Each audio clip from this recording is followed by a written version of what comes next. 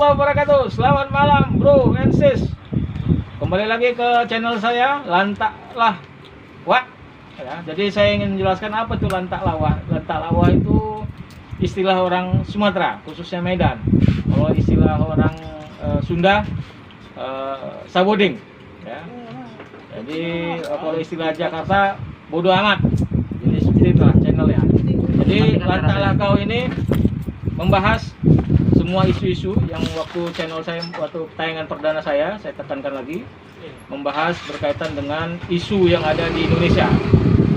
Nah, malam ini saya dan beberapa orang ya, warga membahas berkaitan tentang PPKM. Jadi bro dan sis lihat terus dan kita akan membahas, dan di sini ada Om Yoga dan Om Andi ya. Jadi kita membahas berkaitan PPKM dan efeknya mulai dari diterapkan besok yang telah diperpanjang oleh pemerintah. Nah, bro and sis, kita coba diskusi ya. Di sini ada, sekali lagi saya katakan, bintang tamu kita adalah Pak Yoga dan Pak Andi ya. Mereka ini ahli-ahli ya, latar belakang seorang profesional. Kita akan diskusikan yang lebih panjang. Mudah-mudahan konten ini bermanfaat bagi kita semua, karena PPKM itu ada yang pro dan ada yang kontra. Kita bahas terkait dengan PPKM tersebut. Nah, Pak Yoga, Pak Andi, selamat malam. Selamat malam. Kita coba lakukan lagi. Ini menurut Bro Yoga ini, Oke. apa dampak daripada PPKM dan kira-kira apa sih manfaat dari PPKM itu? Kalau saya ekstrim. Oh, oke. Kalau menurut saya pribadi ya. Yes. Sebetulnya nggak perlu tuh PPKM. Oke. Masalah virus itu imunitas masing-masing tubuh tuh. Imunitas masing-masing. Iya. Tapi kan pemerintah lebih tahu dan paham tentang itu PPKM. PPKM kan hubungannya dengan membatasi kita untuk bersinggungan sama halayak ramai, membatasi kegiatan kita. Harapannya biar kita terhindar dari virus itu ya, COVID-19 itu ya. Oh. Tapi kalau menurut saya, kalau secara pribadi, sebenarnya kalau kita tidak melakukan PPKM juga nggak masalah, karena efektivitasnya PPKM itu kalau di tempat kita ini nggak ngefek. Tergantung kesadaran dari masing-masing aja. Kalau menurut memang mau PPKM itu per RT masing-masing, itu baru cocok Ya. tapi konsisten. Jadi per RT peran RT sangat berpengaruh nih. betul. Oh. Kalau nggak berperan RT di situ nggak ketat, nggak ngaruh. Yang besar-besarnya itu semuanya dari yang kecil-kecil itu kan. Iya. Gitu kan. Jadi PPKM ini yang penting itu peran dari RT lah ya. Iya, RT dari rukun untuk tetangga. menyadarkan warganya ya. Ya. Oke. Jadi kalau Pro Yoga ini mengatakan sebenarnya efektivitas PPKM itu nggak ada dampaknya ya. Sejauh ini kalau sekedar omongan-omongan gitu, karena masyarakat kita masih kurang peduli. Ya. Tapi kalau Betul, ketika di RT dikasih dananya langsung ke RT, dikasih Betul. swadayanya langsung ke RT, Betul, RT betul. bisa menggerakkan. RT itu kan berapa kepala keluarga kan? Nggak Betul. banyak. Mungkin bisa. Oke. Tapi Nah. kalau langsung tiba-tiba jret gitu. Oke. Nah, Nggak efektif. kalau selamat pagi ya. Om Andi gimana? Setuju apa yang disampaikan ini? Assalamualaikum warahmatullahi wabarakatuh. Waalaikumsalam. Mungkin saran dari saya sebagai warga masyarakat Oke. di Labunga Arengka. Ini kopi kita nih ya. Mungkin ini saya tuangkan pemikiran saya sendiri mungkin. Iya. Akibat ini kita berbincang masalah akibat terapan pemerintah pusat dan pemerintah daerah Iya. dalam menetapkan PPKM. PPKM. Baru sekarang sudah memasuki tahap keempat PPKM. Oke. Sini saya sendiri tidak membahas baik dan buruknya program pemerintah. Semua program pemerintah itu baik karena untuk masyarakat. Nah, cuma di sebalik itu masyarakat yang merasa akibat penerapan PPKM mungkin banyak. Oke. Cuma dari saya itu cuma satu aja, kesadaran aja, Kesadaran ya. kesadaran individu, Oke. kesadaran kita sendiri. Iya. walaupun nanti ada istilah lain dari PPKM, Oke. cuma kesadaran pribadi kita itu tidak ada timbul dalam hati kecil. Hmm? Saya rasa Pak ya. Oh, oke. Nah, intinya kesadaran kita. Walaupun pemerintah itu menerapkan PPKM, itu untuk pemerintah, apa yang dilakukan pemerintah baik. Ya. Cuma kalau bila pemerintah melakukan dan masyarakat yang tidak ada kesadaran, saya rasa itu tidak mungkin terjadi.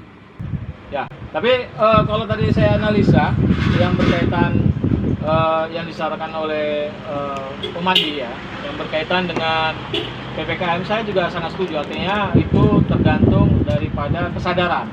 Tapi kan masyarakat kita nih, ya, kesadarannya sudah mulai jenuh. Kenapa? Karena lamanya dan sampai kapannya COVID itu belum berhenti, ini yang kita masyarakat sehingga jenuh ya, sehingga efek-efek yang lain timbul. Dan khususnya kita bicara khususnya Pekanbaru lagi ya, yang nanti juga ngikutin aturan pemerintah pusat yang berkaitan dengan PPKM. Jadi kita nggak tahu Pekanbaru ini ya cukup tinggi juga kasusnya sekarang, dan sehingga juga mengurangi. Nah, pertanyaan kita adalah apakah PPKM itu bisa memutuskan mata rantai COVID tadi, Komandi? Bro Wiga. Ya. Nah, saya sekarang sebenarnya ada pertanyaan dari saya nih. Sebenarnya kalau kita udah pernah kena COVID itu apa bakal kena lagi nih? Terus seberapa besar efeknya ketika kita udah COVID, udah kena COVID untuk terkena lagi? Artinya itu yang paling jelas. Kita kan dikasih vaksin itu sebenarnya nggak udah vaksin tapi kita nggak ada efeknya tuh. Dalam artian vaksin itu cuman untuk mengecilkan resiko ya, meminimalisir. Ya. Tapi secara kalau kita lihat yang dari teman-teman yang udah kena COVID itu rata-rata yang udah kena vaksin semua. Vaksin. Iya. Terus Tapi, yang nggak pernah vaksin juga itu juga efeknya sama lagi juga. nih, Iya. Bro Wiga. Ketika kita vaksin imunisasi juga kan efeknya panas gitu kira-kira. Ya mungkin tergantung imun masing-masing tubuh. Ya waktu kita kecil juga di polio imunisasi itu kan efeknya panas gitu kan. Iya, demam ya. Demam, tinggi demam. Tapi kok COVID di sini kita nggak ada demam nggak? Mana udah. Iya. Kok aku nggak ya? Kok aku nggak demam kayak ini? Jadi ada gejalanya, ada yang tidak Tapi demam, nggak ngaruh gitu. ada yang tidak demam, ada yang demam. Nah, Jadi itu tergantung refleks daripada imun tubuh semuanya kan. Tapi kalau kita yang kayak vaksin imunisasi yang untuk kecil itu demam, tapi pas sudah besar kita kena itu benar-benar imun. Artinya vaksin itu lebih kepada ikhtiarnya aja lah ya. Iya. Ikhtiar artinya dalam arti kata protect diri Iya. ya, supaya meminimaliskan risiko aja, mungkin seperti itu ya. Jadi kesimpulan daripada kita ini, memang PPKM itu kalau saya lihat juga faktanya di lapangan banyak juga yang melanggar PPKM Mandi. Jadi kita bingung juga nih. Jadi ada sebagian masyarakat ini terbelah dua. Ada yang mengatakan PPKM itu adalah solusi, dan ada sisi lain PPKM adalah bukan solusi. Ya bukan yang solusi ya, terutama bagi pekerja harian ya. Ini juga bukan solusi. Ya, cuman kalau yang bagi pekerja yang dia income-nya bulanan gitu dan ya. seterusnya mungkin solusi. Solusi di dalam arti kata dia bisa istirahat, dan itu pun dia sebenarnya jenuh juga di rumah. Lebih tinggi tingkat pekerjaannya kan di rumah itu kan. Banyak PR-nya. Banyak PR ya dibandingkan dia di kantor. Kantor jelas jam 8 jam 5 udah pulang. Selesai itu udah nggak ada lagi kan. Tapi kalau di rumah kadang bisa malam hari pun kita bekerja gitu kan. Ya. Mereka kalau tidak kerja, mereka tidak makan gitu. Oke lah kalau yang punya pengusaha itu punya Iya. pendapatan Iya. bulanan atau harian, mereka tidak pengaruh. Iya. Malah mereka tuh senang gitu. Iya. Karena dia tidak, sumber ekonomi dia tuh udah jelas gitu. Tapi jangan salah, Om Andi. Dia ketika dia WFH, ketika dia melakukan PPKM, ini kan karyawan ini kan dia juga punya side job ya. Akhirnya side job dia, income dia juga kadang terbatas. Hanya mengandalkan dari sisi gaji. Yang awalnya tadi dia bisa bekerja ada side job, penambahan gaji, nah ini dia terputus. Dia hanya mengandalkan satu gaji. Nah ini gimana nih? Perusahaan Itu kita PPKM, penjualan perusahaan juga berkurang itu. ya, Jadi so pasti. lunas. Artinya kan ada reward dari perusahaan, misalnya bonus dan seterusnya. Case-nya di luar itu juga penjualan jauh berkurang. Iya. Kalau hubungannya dengan kita jual beli Iya. itu jauh berkurang. Sementara yang gaji karyawannya itu lama-lama kalau perusahaan itu nggak kuat, yang kuat mungkin bisa bertahan karena ada safety-nya. Iya. Tapi kalau yang menengah ke bawah Artinya habis. sekarang bagi karyawan Iya. ikutin aja lah aturan ya. Iya. Daripada nanti dirumahkan selamanya tidak ada income kan gitu kan. Sebenarnya kami kayak karyawan tuh ketar-ketir juga Iya. mati, khususnya yang swasta ya. Betul. Ini mati ya. Sementara kenapa udah banyak pengurangan karyawan sekarang? Iya. Karena apa? Perusahaan tidak ada income masuk, dia tidak bisa berjualan lebih banyak seperti biasanya. Sementara gaji yang tetap. Iya. Jadi kita ketar-ketir juga nih. Mati ini kalau ini siap-siap kita dipecat pula kan. Itulah masalah itu ya. Lari ke situ. Tetap perorangan ya bang. Perorangan. Kesadaran Kesadaran. masing-masing. Iya. Kalau kesadaran itu nggak tercapai perorangan, rumah tangga, Iya. PPKM, bullshit ya. Bullshit. Untuk COVID. Ya, makanya kalau kita bicara pendapatan, ini kan suatu resiko. Jadi keputusan itu pasti ada resiko. Jadi resiko itu pasti ada terjadi pro dan kontra. Ya, jadi apapun resikonya, ya mungkin pemerintah mengambil sikap yang pahit lah ya. Supaya apa? Supaya ini kita selesaikan dulu, sehingga nanti Satu, sudah ya. selesai, ekonomi itu menjadi target pemerintah untuk naik lah. Mungkin gitu ya, setuju ya? Mas Ya, Ari? setuju. Ya, mungkin seperti itu. Jadi kalau berbarengan mungkin nggak akan mungkin. Jadi satu dulu mungkin mereka fokuskan agar selesai dulu ini. Tapi ya kadang kita juga melihat ini juga nggak sabar kan. Ya kita juga nggak bisa, terutama para UKM lah ya, UKM atau yang startup melakukan bisnis awal itu juga sangat mereka juga sangat membutuhkan. Ya mudah-mudahan dengan PPKM ini kita sudah belajar pengalaman dari tahun lalu. Kita mulai dari PSBB ya, sekarang sudah ada PPKM. Mungkin strategi-strategi yang khusus pada UKM, mungkin dia akan buka lagi strategi bisnis apa yang kira-kira tetap jalan income-nya. Mungkin itu ya Om Adi ya. Jadi, Satu lagi dari saya, oke. ini mungkin ke pokok permasalahan nih. Oke.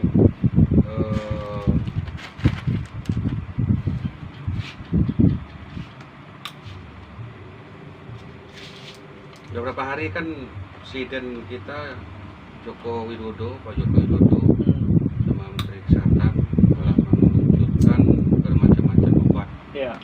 Obat ini udah pernah dicoba sama yang telah COVID. Ya. Pak Dokter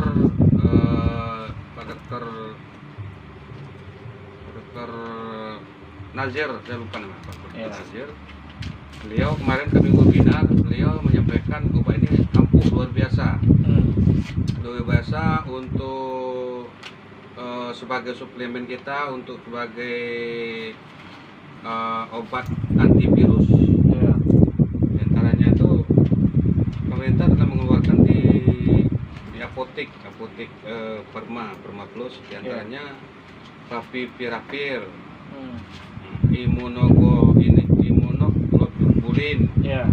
Itu udah standby semua di apa itu, Pasaran ya. di pasaran. Oke. Nah, itu pun harganya harga standar gitu. Oke.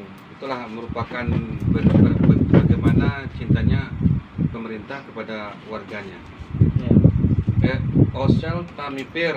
Nah, ini bagus, ini remdesivir. Remdesivir udah habis tuh, ini saya tengok nih. Oke. Nah, untuk itu mungkin masyarakat selain vaksin, bilang ibu dinas kesehatan untuk kami webinar tanggal 24, vaksin ini bukannya yang telah vaksin bukannya kebal terhadap virus. Jawaban beliau ini, vaksin ini meminimalisir atau meringankan virus corona itu masuk dalam tubuh kita. Itu nanti kita bahas obat ya. Masalah obat. Ini kalau masalah obat, ini harus ahlinya dia diundang ini. Iya. Nggak bisa nih, soalnya yang duduk di sini bukan obat gitu, jadi bukan ahli obat ya. Jadi itulah rekan-rekan guys ya, malam ini pembahasan kita cukup menarik ya. Dan PPKM ini menjadi idola sekarang ini ya. Dan mudah-mudahan kita doakan Indonesia tetap tetap sehat, ya, bebas COVID, itu target kita. Dan intinya adalah itu kesadaran kita masing-masing, ya. RT adalah sebagai pimpinan terendah di pemerintahan yang sangat berpengaruh. Mari kita ikutin aturan yang diinstruksikan oleh RT di tempat kita masing-masing. Kalau ini sudah diikutkan perintah-perintah oleh RT, insya Allah mudah-mudahan COVID ini bisa selesai dalam waktu dekat. Ya, mari kita sama-sama berdoa. Ya, dan bagi ini adalah suatu resiko keputusan yang diambil. Ya, keputusan itu ada yang pro dan ada yang kontra, itu hal yang wajar. Tapi kita bagaimana menyatu dengan tujuan yang sama, yaitu bagaimana tujuan sama kita adalah menuju Indonesia sehat. Setuju? Jangan lupa bro, subscribe ya. Nanti ke depan besok kita akan bahas lagi. Terima kasih. Assalamualaikum warahmatullahi wabarakatuh.